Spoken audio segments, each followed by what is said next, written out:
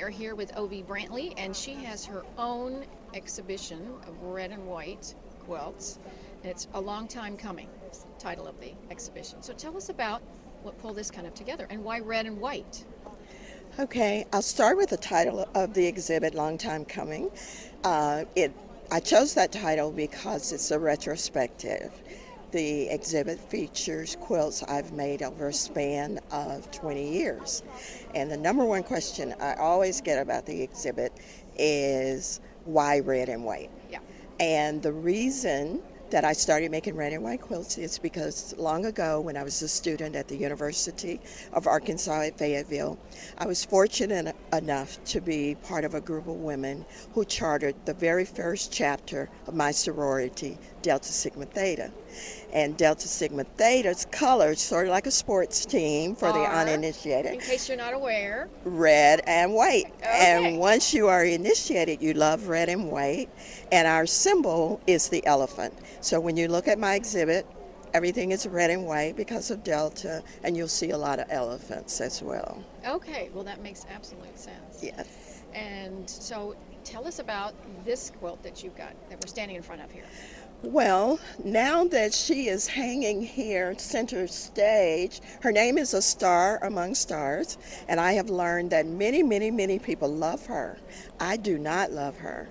I hate her Really? because she tortured me as I was making her. Oh. This quilt has approximately 3,000 pieces, pieced entirely by hand.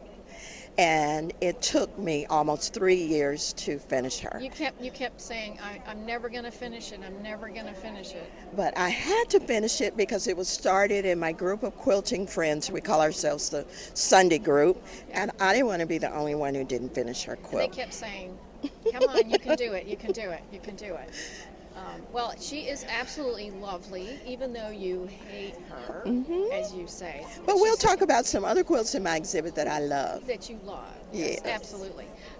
Well, along with that you are doing this exhibition, you are also, because I noticed you're wearing your little badge here, Yeah. the founder of the Atlanta Quilt Festival. So tell me a little bit about that. Well, the Atlanta Quilt Festival is now in its 15th year. And every year we do a quilt exhibit that it's up an entire month. It is primarily African American quilts and quilters, and we do classes and vendors, just a whole quilting celebration. Well, in 2022, as part of that, we decided that we would honor our local congressperson, Congressman John Lewis, Yes. because he had recently passed away, with an exhibit. And we put out a call for quilts that honor John Lewis. And what resulted was the exhibit that is here in this exhibit hall called Good Trouble Quilts. And we're very, very proud that we were able to honor a man who dedicated his life to making the world a better place. Absolutely. And so if you wanted to also go to the Atlanta Quilt Festival, when is that held? It is held every August, and the opening day is always the first Sunday. First Sunday in August. Okay. Well, we definitely want to put that on our calendar to Thank go you. and visit. Thank you. Well, let's go look at one of your other quilts that you do really love. Okay. And you can tell us a little bit about that. Okay. Okay. So here we are with Star of Mew, and I do notice a little bit of some things that I'm starting to pick up. You do like a little bit of sparkle, so I you a little do. bit of a magpie. A little bit. Not a lot, but a little bit. You know, just enough to subtly stand out in the crowd. But I wanted to share this quilt since we started out talking about my sorority and how I got into red and white quilts. This is my daughter India's initiation quilt. She is also a member of Delta Sigma Theta, and when she pledged at the University of Arkansas, now a legacy as we call it, I had to make her a special quilt. This is a special quilt, and it's a Judy Niemeyer pattern. She's not allowed to touch it because it is so special, but it is. She can just look at it. She can just look at it because, and it will never go home with her because she has 2 dogs, and if I saw a piece of dog hair on this quilt, I would stroke out. Does she have to touch it with gloves too? Well, she can't touch it At ever. all? She Oh, just looks from afar, and she knows And that her mother admires. spent a year making her a special legacy Delta Sigma Theta quilt. Well, and that will be something she will really cherish for I years think and she years. will. So, I think she despite the fact that she can't touch it or Right. actually have it in her house. Right. Yes. Thank you. All right. Well, let's go look at another one. So we're standing here in front of a quilt, which is by chance called Delta Menopause, and that's a subject matter that a lot of us can relate to.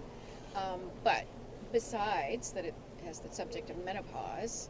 Tell us more about this quilt because this is pretty darn special. This quilt I did make during the time I was going through menopause. And as you can probably see, I like traditional quilts. Yes. And so I wanted to make a traditional fan quilt in red and white. But the special part of this quilt is that it is hand quilted. Completely hand quilted. All the quilting in the background was done by me sitting in my rocking chair. And when I talk about this quilt, I like to say I sat in my rocking chair and I would fan a while, hot flashes, and then quilt a while. Yeah, so this is a fan special and stitch, fan and stitch. This is a special quilt because she got me through it. She got that me is through wonderful. it. And I can imagine that you had this on your lap because I tend to not try to have anything near me when I'm needing a fan. Oh, well, So I hats off to quilt you. in a hoop. I never could really do the frame so well, Yeah. but I love quilting in a hoop. Oh, So, well, that kept it off your lap and off of you. Yeah. So that's super fun. All right. Well, let's go look at another one of your fun. Here we are in front of another really traditional quilt. But what you told me earlier when we came and talked about some of your quilts is that you like to have a little bit of a message in each of your quilts that you make. I do. I'm very high on trying to focus on living a wonderful, well-balanced life because just a few sentences about my background. I grew up in the segregated South, a little small town named Crossett, Arkansas.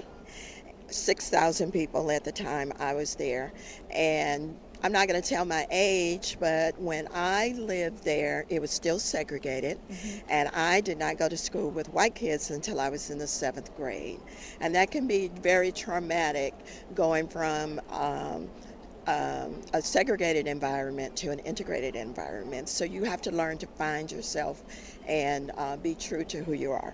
So on this quilt, even though it's simple, it's one of my favorites with the circle amongst the squares, and that's why I named it Trying to Fit In, because I think all of us go through trying to fit in, will people like me, will they invite me to dinner, will they go play with me, whatever.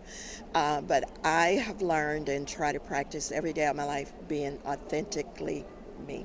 Yeah. And that's what this quilt means to me. And I think that's a really good message for all of us because especially when you're in a group, sometimes everybody's showing they're doing this and this and that's not what you're doing and you're coming out with something totally off in left field and then you feel a little odd. But And it's also a metaphor for me even being in this exhibit hall.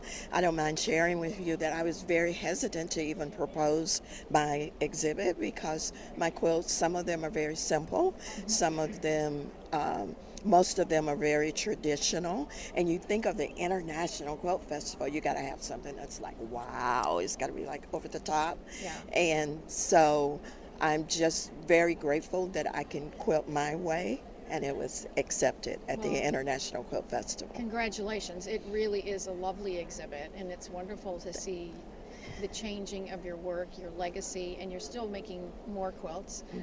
But I hope that eventually you'll let your daughter actually have her quilt that you made for her. No chance. So thank you very much, O.V. Brantley. Today it's been really fun getting to know you and looking at your quilts. Thank you.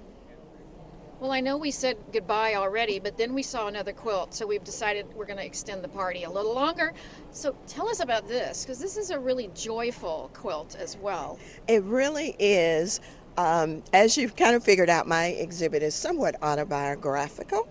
And I grew up in the Baptist church in my little hometown and just spent hours and hours in church. This quilt is named Praise Team Praising. Now, long ago when I was in the Baptist church, the deacons did the hymns, but in modern Baptist church, they have teams of singers who come out and sing and fire up the crowd, get everybody excited, and get them ready for the preacher. And it's a joyous time. Everybody's singing, clapping, everything. And these three ladies just looked so joyously singing that I named it Praise Team Praising. But it is a quilt that is entirely done by hand. The applique is done by hand, needle turned applique, and it's entirely quilted by hand. So that's Praise Team Praising, and it takes me back to First Baptist Church, Crossett, Arkansas. Oh my goodness, that is wonderful. That is a wonderful story, and it's so nice to see so many of these nuggets of stories of your life that are here on display for others to experience with you. So again, thank you so much for taking time to share your story in this wonderful exhibit. And thank you for finding me. You are the best researcher in the world. I dig around. I dug around to find you. Yes, so Thank you. thanks again very much.